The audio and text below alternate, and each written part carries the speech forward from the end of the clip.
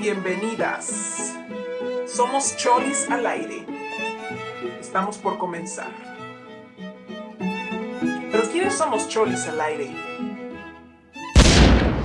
Somos las hijas de Cari, las herederas de la autodefensa de las Gula Vidán. Soy tu voz y tu sentir sin miedo. Somos las mujeres que se cuidan unas a otras. Somos las que no toleran la censura de nuestras voces y la opresión de nuestras cuerpos. Somos el grito de las mujeres y devotas que piden justicia y que buscan renunciar a sus tareas.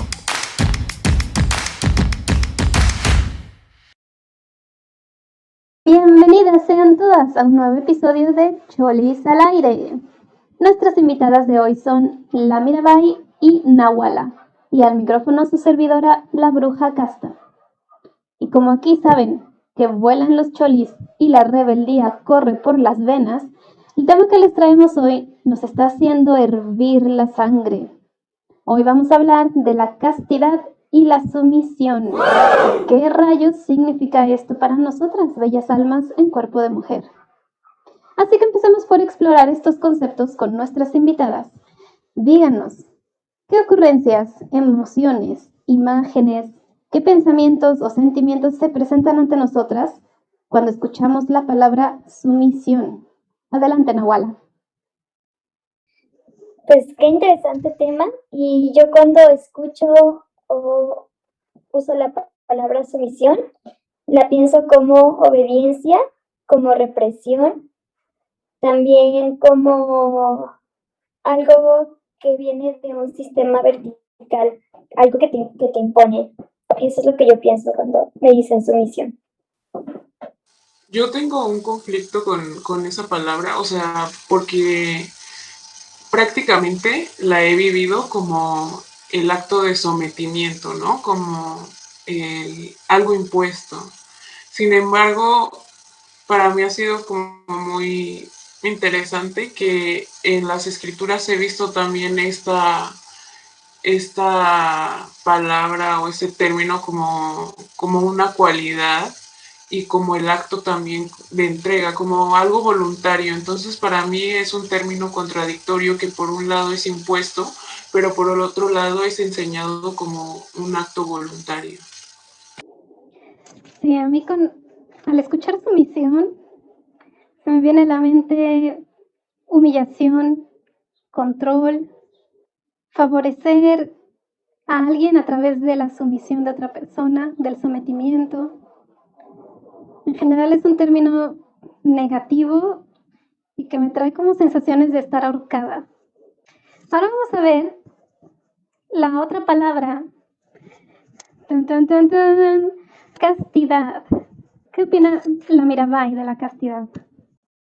Ay, con esta palabra sí estoy muy peleada y realmente me pongo a pensar que es una palabra que ni siquiera topaba antes de conocer pues en mi vida diaria no la topaba y se me presentó en el contexto del templo y también como una imposición, ¿no? Recuerdo que incluso en el ashram había un cuadro que decía castidad es belleza y todo esto giraba en torno a la castidad y sí, como si tienes o sostienes esta cualidad, realmente eres mujer, ¿no? Eres la mujer que en los contextos del templo se espera, ¿no? Que seas. Entonces, yo tengo un conflicto personal con esa palabra y me evoca así como complacencia del otro. Yo en cambio se había escuchado el término porque vengo pues en un background católico. Existe este término de la virgen y casta, ¿no? La virgen pura y casta. Y también lo asocio a veces con virtud, como tú dices, en la comunidad Hare Krishna nos lo presentan como una virtud, como algo que protege a la mujer, pero no puedo evitar también asimilarlo como una represión, como una manera de no perturbar a los hombres con tu existencia, ¿sabes? Con tu libertad, con tu cabello largo y tu cabello suelto, con tu choli que enseña los hombros y las axilas. Para mí la castidad es eso, es en un mal sentido el cuidar que tu propia existencia no perturbe a los hombres. Para ver qué nos dice la Nahuala.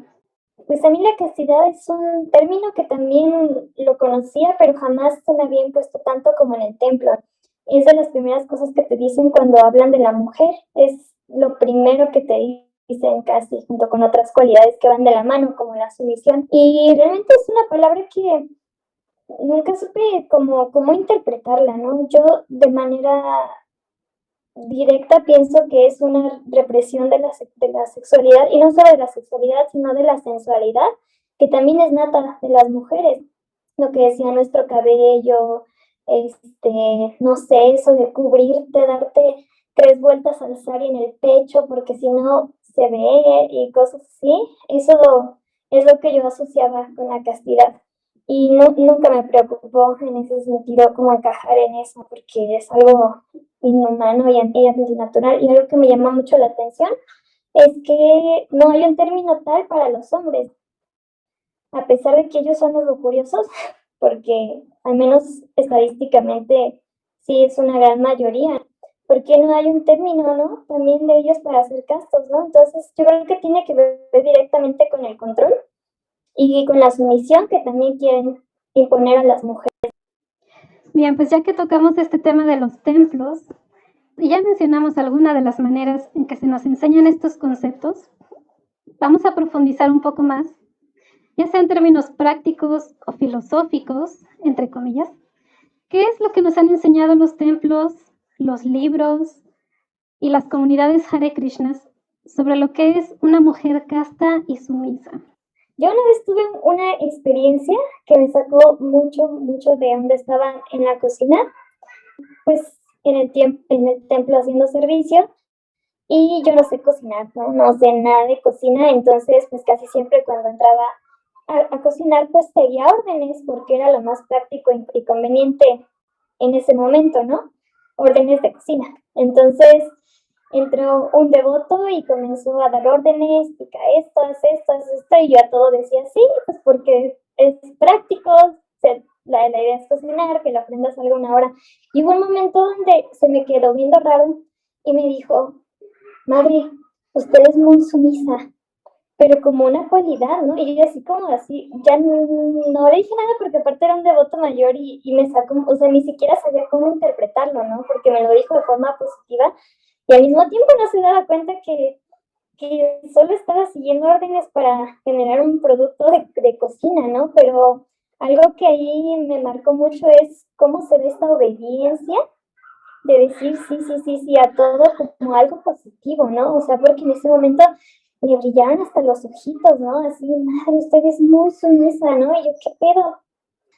Entonces, siento que esta idealización también de la mujer como un ser que tiene que obedecer, que quedarse callada, ¿no? Porque aparte, bueno, yo tiendo a no hablar mucho naturalmente, a veces, y pues sí, o sea, pudo parecer, pero el hecho de que ya me etiquetaran como sumisa, ¿no? Por haber seguido instrucciones para preparar algo, a mí se me hizo horrible, ¿no? Y en el momento ni siquiera supe cómo reaccionar, ¿no? Y creo que, o sea, está muy, muy mal enfocado hacia dónde vamos como dirigiendo también estos conceptos, porque pues en una primera instancia fue esto, ¿no? Pero también qué es lo que pasa si no eres sumisa.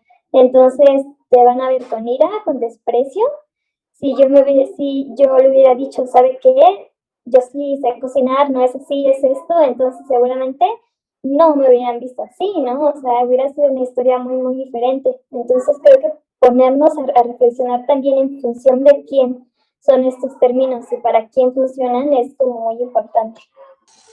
Sí, yo estaba pensando también, o algo así como la imagen que más fuerte se me viene a la cabeza, es como esta vergüenza de una misma, ¿no? Como estar escondida para no mostrarte, para no perturbar, ser obediente, ¿no? Como sin pensamiento crítico, mantenerte callada, incluso como una culpa de ser, ¿no? O sea, moverte con culpa de ser y con miedo de ser. Y yo siento que sí es algo muy, muy, muy impuesto en el templo. O sea, es como una alienación que se va dando, pero tan gradualmente que entre las mismas mujeres nos lo vamos imponiendo también, desde adentro del ashram hasta los espacios compartidos. Entonces, es muy fuerte como esta mujer casta no solo tiene una manera de moverse en la vida o en el templo, sino también una manera de vestirse, de verse, de hablar o de no hablar. Hasta incluso es la mujer más casta la que se sienta al fondo del templo y tiene la cabeza cubierta y canta en voz baja y no baila en el kirtan y no celebra su vida. Entonces, es básicamente, para mí ha sido la castidad y la sumisión en el contexto del templo una herramienta para silenciar a las mujeres. Es como una manera muy sutil de desaparecernos también. Yo me quedé pensando en lo que dijo la Nahuala. ¿Qué hubiera pasado si ella hubiera sido una experta cocinera y les hubiera dado órdenes a los demás? A pesar de estar en un elemento atribuido al rol femenino, yo creo que se habrían desconcertado ver a una mujer dando órdenes, ¿no? Y ese cuestionamiento de qué pasa si no eres casta, pareciera que también hay una amenaza, ¿no? Ahí pendiente, una sombra sobre nosotros, un miedo, porque tal vez es una interesante propuesta, ¿no? Decir, bueno, ok, tal vez ser casta y sumisa me beneficia en algo según los Hare Krishnas, pero hay un sentido de coerción, de intimidación, ¿a qué pasa si no lo eres? ¿Qué pasa? Yo quiero que reflexionemos sobre estas dos cuestiones. ¿A quién beneficia realmente la castidad y la sumisión?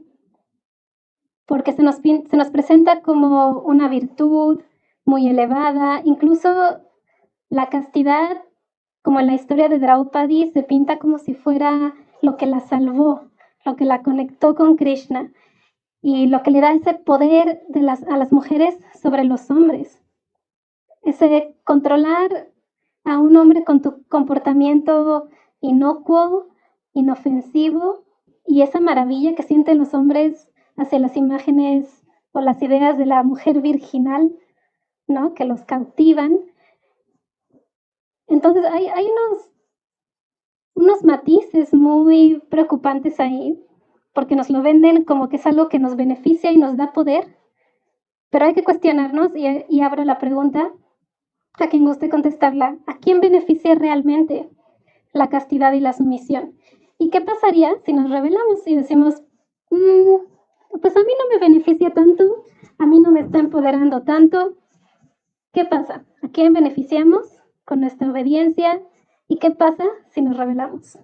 Pues yo creo que de entrada son términos acuñados para la dominación de la mujer y en ese sentido creo que por completo benefician al hombre, ¿no? Porque también hay una tendencia a interpretar la castidad y la sumisión desde los ojos del otro, ¿no? No como en una primera instancia cómo nos beneficia a nosotras en primera persona, ¿no? Sino es siempre es pensar castidades de cómo me va a ver el otro, ¿no? O cómo me van a concebir, ¿no? Y todavía en el templo, pues, ¿qué decirlo, no? Entonces, yo estoy convencida que son palabras que se pueden reemplazar por otras hablando en primera persona, ¿no? Como el autocuidado, a lo mejor eso podría ser algo que nosotras podríamos tomar más en cuenta al hablar como de los beneficios que nos podría traer la castidad a un nivel personal, ¿no? O sea, cuidarnos, no sé, o sea, otras cosas, pero yo siento que son palabras acuñadas para poder ir bajo el yugo patriarcal, justamente eso, y que se me hace muy, muy, muy curioso que estas palabras sean para controlarnos a nosotras, porque ellos no son capaces de controlarse, ¿no? Entonces, como ellos ven una mujer con el pelo suelto y que casi que se les para, pues entonces nos lo tapan, ¿no? Y entonces nos tenemos que cubrir con el sari 1000 veces, en lugar de ellos asumir eh, pues que son como animales algunos, ¿no? Y que si no se aguantan ver un pelo suelto, pues que hablar de vida espiritual, o sea, estamos hablando de algo que no es ni un nivel mínimo para aspirar ni siquiera a un estilo de vida humano y racional, ¿no? Entonces, pues yo de entrada creo que no son términos que deberían dirigirse a la mujer, deberían ser para el hombre, ¿no? Sí, complementando un poco los términos de los que hablaba la Nahuala, yo pienso que también otro sería, digamos, para reemplazar o sí reemplazar este término de castidad, podría ser como integridad también, ¿no? Tú como mujer, de qué manera eres coherente o leal a tus creencias, a tus ideas, cómo las vives, cómo las mencionas, cómo te relacionas con ellas.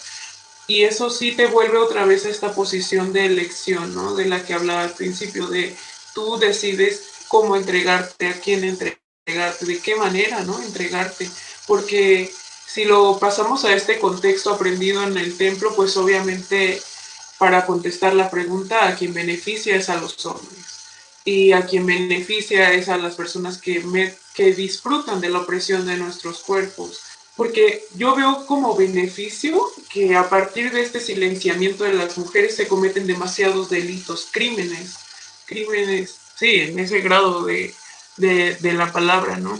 Y se aprovechan de este discurso de castidad para mantener a la mujer en silencio, avergonzada, con culpa, con miedo de lo que vivió, ¿no?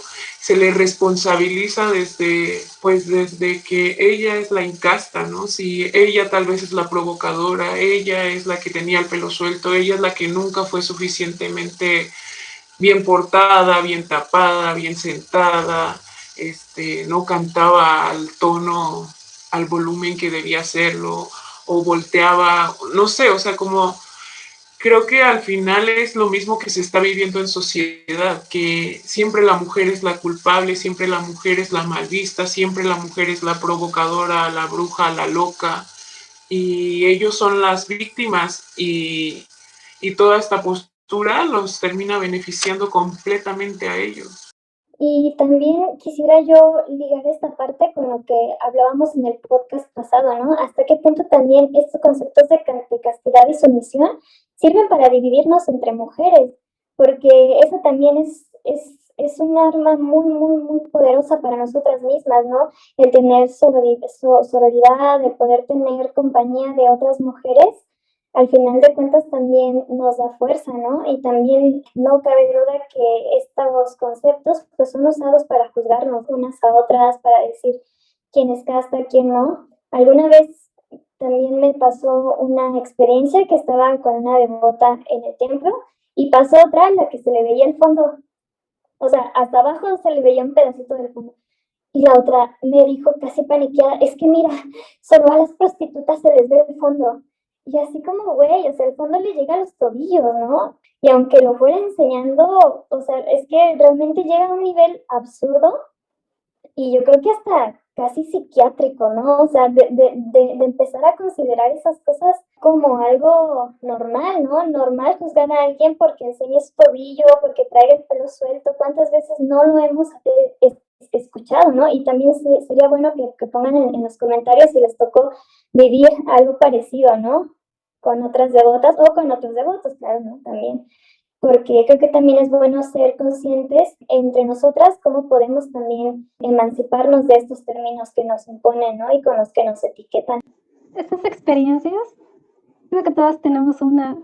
Una vez yo escuché en el ashram a una devota que estaba explicando, como corrigiendo a otra, y le dijo, no, te voy a enseñar cómo poner bien el sari, porque así se lo ponen las prostitutas. Pero era algo así como ponerte el sari del lado en el hombro izquierdo o en el hombro derecho, era algo así, era una tontería así. Y ahora, lo irónico en todas estas historias es que, a pesar de que la filosofía o la cultura Hare Krishna hablan de la castidad y la sumisión como una virtud espiritual, todas estas historias están en el plano material, ¿no? De los cuerpos de las mujeres, incluso de las ideas de las mujeres, que también son sustancia sutil pero material. Entonces, quiero retomar a lo que dijo Mirabai y reflexionar a qué ideas, ideales estamos nosotras ofreciendo nuestra castidad y nuestra sumisión. ¿Qué es lo que estamos cuestionando? ¿Y qué es lo que estamos internalizando con una fe ciega en lo que nos dice una autoridad? Entonces, si queremos ver o espiritualizar la idea de castidad y sumisión, y vamos ahora sí a hablar de Dios, porque se supone que de esto nos predican los Hare Krishnas. ¿Qué es la sumisión a Dios o qué es la castidad a Dios? Y una mujer, ¿cómo vive esa castidad? ¿Cómo viven ustedes personalmente, si es que quieren? ¿cómo interpretan la castidad o la sumisión a Dios o a un poder espiritual superior? Bueno, de manera personal, a mí siempre me ha parecido muy confuso cómo se manejan muchos términos en la filosofía y después cómo los contradicen, ¿no? Y en ese sentido yo entiendo la castidad y la sumisión a Dios que está en mi corazón como serme fiel a mí misma, ¿no? En ese sentido, a los ojos de quién podemos decir que somos castas o sumisas, ¿no? Incluso estos no son términos acuñados por Dios en la filosofía, ¿no? O al menos yo no los he visto. Entonces, como yo la puedo entender, digamos, a ese nivel o a un nivel más espiritual, es eso, ¿no? Siendo fiel a mí misma, escuchando también, aunque suene cursi, a mi corazón, ¿no? Ese nivel de conexión conmigo misma es como yo lo puedo interpretar, ¿no? Más allá de cómo se pueda ver a ojos de otras personas. Entonces, ese sería un aproximamiento quizá un poco forzado, pero de otra manera yo no podría entender la castidad y sumisión como términos que se puedan usar en un aspecto espiritual. Y creo que mismo cuando cuestionamos a la filosofía también hay un interés por comprenderla, ¿no? Y eso también es no ser sumisa, pero también puede llevarte a algo espiritual muy positivo, ¿no? Entonces, en ese sentido, creo que no ser sumisas también nos puede llevar a conocer mejor a Dios, el cuestionarnos, el leer y querer aprender cosas nuevas. Creo que también es una forma de sumisión que no se va por la vía que nos presenta, ¿no? De solamente decir que sí a todo. Yo estoy pensando en que yo sí he percibido en mí y también en otras mujeres esta castidad o sumisión a Dios, pero lo percibo como algo muy, muy, muy, muy dulce y algo muy interno que realmente es como un derretimiento, ¿no? Por esa sensación en la que tal vez es un momento, pero conectas con Dios y te toca el corazón. Y yo creo que es también como viene de este asombro que te genera tanto respeto, tanto, sí, tanta reverencia interna, ¿no? Porque incluso hasta me pongo a pensar y digo, hasta la reverencia se ha vuelto una imposición, ¿no? Pero, ¿qué es sentir esta reverencia? ¿Qué es sentir es honrar realmente a Dios en tu corazón, ¿no? Y yo sí lo he encontrado, por ejemplo, escuchando oraciones de otras mujeres, ¿no? O leyendo a otras mujeres, o incluso las he visto viendo la forma de la deidad, ¿no? Y puedo percibir esa sumisión, pero en un sentido como un derretimiento de amor realmente, que es muy dulce y que nada tiene que ver con esta idea impuesta de, incluso nada tiene que ver con esta idea que había mencionado la bruja casta, de Draupadi, ¿no? Eso no es lo que te conecta con Dios, sino más bien es como, puede ser hasta una consecuencia del estar conectada con Dios, pero no es que Dios va a decir, ah, sí pasaste el test de la casta, entonces ya estamos conectadas, te tiro el paro y te tiro los metros de Sari, ¿no? Entonces, yo creo que ahí también nos han volteado la historia de tienes que ser esto para ser amada por Dios. En realidad no tenemos que ser de ninguna manera para ser amadas por Dios y tampoco tenemos que actuar de ninguna manera para estar conectadas con Dios. Incluso las mismas escrituras mencionan que este conocimiento y este amor es algo que está en nuestros corazones y esta conexión con Dios es eterna y no necesitamos ni hacer ni quitarnos nada para mantenernos conectados con Dios, ¿no? Pero sí podría rescatar que esta castidad y esta sumisión en el sentido más dulce para mí es como un derretimiento. A mí me ayuda mucho estas palabras de Mirabai a entender la castidad como esa dulzura. A mí me gusta ir a la raíz de las cosas y yo creo que todos los problemas pueden analizarse así. Y es interesante ver de dónde salen estas palabras y qué significan realmente, cuál era la intención, porque también esta filosofía nos llega traducida. Primero nos llega con un filtro de milenios y luego viene nos llega por una traducción del inglés al español y el español también está cargado de una moral religiosa muy fuerte. Entonces, yo investigué el término de sumisión Y lo relaciono mucho con lo que dice Mirabai, porque sumisión significa poner debajo, poner algo debajo. De sub, ¿no? Hacia abajo, y mitere, enviar algo abajo. Y es como ponernos debajo o ideológicamente de una noción de un ser superior, como reconocer y está relacionado con la humildad, de que yo no soy ese ser superior. La sumisión es entender que tú eres un mortal, ¿no? Que eres un alma espiritual y aunque tienes las mismas cualidades de Dios, no las tienes en la misma cantidad. Y eso reafirma lo que dice la filosofía. Por otro lado, la castidad también tiene un significado muy interesante. Sí está ligado con la pureza y con la virtud y con la integridad.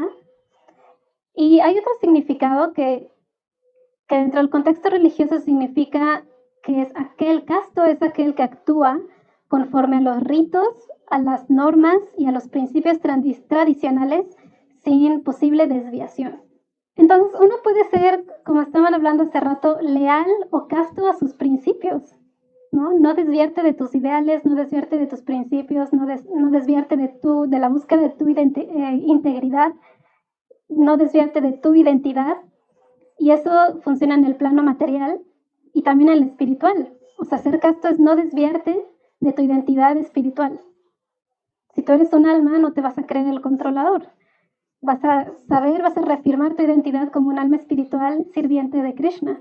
Y eso es castidad a la filosofía y eso es castidad a Dios y castidad a ti mismo. Porque no te estás engañando, ¿no? No te estás tú mismo inventando un cuento que luego cuando te enfrentes a la realidad y estés aquí reencarnando una y otra vez y por fin lo entiendas, te hace el zape en la cabeza y dices, todo este tiempo me sentí la suprema controladora. Entonces estos conceptos sí los podemos pensar y vivir de una forma más sana y que ni siquiera tiene que ver con nuestros cuerpos, ni siquiera tiene que ver con el sexo. El sexo es parte del cuerpo. Entonces sí podemos transformar con esta reflexión y este análisis de la raíz de las palabras y de las ideas, que la castidad y la sumisión se pueden dedicar a Dios y dedicar a nosotras mismas y alentar a otros a que vivan y descubran cuál es la sumisión y la castidad hacia sus propios valores, hacia sus propios ideales espirituales y ahora sí vivir el sueño, ¿no? De ser una comunidad Hare Krishna armónica y realmente espiritual, que no ve distinción entre los sexos y que están todos buscando ser leales a Dios. Entonces, como reflexión final, quisiéramos preguntarles a todas, ¿a quién o a qué quieres darle de hoy en adelante tu castidad y tu sumisión? ¿Y por qué? Y si no quieres, también es válido. ¿Por qué no quieres? ¿Qué nos pueden compartir ustedes? Mirabai y Nahuala, ¿a quién le quieren dar su castidad y sumisión o a quién no? Bueno, desde mi punto de vista, como Nahuala, creo que definitivamente no se la doy a ninguna otra persona que no sea a mí misma, ¿no? A mí misma como un ser conectado con Dios y con lo supremo, ¿no? Como que ya no concibo esas palabras involucrando otras personas, ¿no? Que no tenga que ver con mi individualidad, con mis necesidades, con mi naturaleza también. Entonces, ser casta y sumisa para mí, para lo que yo necesito, y mismo eso, reconociendo que hay una parte de Krishna también en mi corazón, ¿no? Que pues que también clama por eso, ¿no? Por ser escuchado, por tener ese papel importante fuera de las designaciones externas. Entonces, yo en este momento me declaro no casta y no sumisa a ojos de nadie más externo. Yo me quedo pensando en cómo también estos términos están completamente vivos, ¿no? Como dice la Nahuala, es una elección también, pero también creo que es una elección constante y que está en constante cambio, ¿no? Entonces, recuperando del primer podcast, una frase que a mí me conmovió y que la tomo y me la apropié, que nos compartió Bell Hooks, para mí ahora sería la castidad y la sumisión pueden ser aplicadas, pero no dar ni todo ni siempre. Sin embargo, sí, también aplicarlo a mí, ¿no? Ser casta a mí y lo demás, ni todo ni siempre. Yo también me quedo mucho con esa idea. porque la misma raíz del problema está en esa dicotomía, ¿no? ¿Eres casta o incasta? Aunque si yo tuviera que elegir una de las dos, obviamente prefiero ser incasta e insumisa ante el mundo, pero siempre manteniéndome leal a mi felicidad y a confiar en que yo sé qué es lo que me hace feliz, y eso puede cambiar en 5 años o en 10, puede estar cambiando constantemente, pero yo quiero ser también leal, sumisa a la verdad absoluta, porque estoy en esa búsqueda constante de qué es la verdad. Con lo que pasa en las comunidades Hare Krishna, me estoy desencantando de estas idealizaciones que yo tenía, porque también me acerqué al movimiento buscando la verdad, porque soy muy racional. Entonces yo me someto a la verdad. Entonces en esa búsqueda llegué a conocer a Krishna. Y para mí es una bendición que se me esté quitando el velo en los ojos al ver toda la mierda que está pasando en las comunidades, toda la violencia machista hacia las mujeres. Y entonces, para mí esto me está reafirmando que a quien debo ser leal, casta y sumisa es a mis ideales y a mi búsqueda de la verdad absoluta. Y si la encuentro en Krishna, qué bien. Y a Dios en forma de Krishna, qué bien. Y si la encuentro a Dios en forma de Yahvé, qué bien. Y si al final la quiero ver solo en la naturaleza, ¿no? Ser panteísta, o si quiero ser impersonalista, no lo sé, pero yo estoy buscando mi felicidad. Entonces, en ese sentido, yo también me declaro incasta e insumisa a las expectativas que el mundo tiene sobre mí. Y pues hasta aquí ha llegado este tercer episodio, pero acompáñenos al siguiente porque aún hay muchas más ideas que vocalizar, cuestionar, provocar y derrumbar juntas. Gracias por escucharnos hoy y queremos leer tus reflexiones, protestas y aullidos en los comentarios. Cuéntanos la dinámica, Mirabai. Nos gustaría dejar esta reflexión también para ti que nos escuchas. ¿Tú a quién le das tu castidad y sumisión y por qué? Y si no lo haces, pues entonces simplemente te invitamos a que lances tu chole al aire y nos sigas escuchando en la siguiente emisión. Nos puedes encontrar a través de Instagram y YouTube. Lanza tu chole al aire. Hasta la próxima.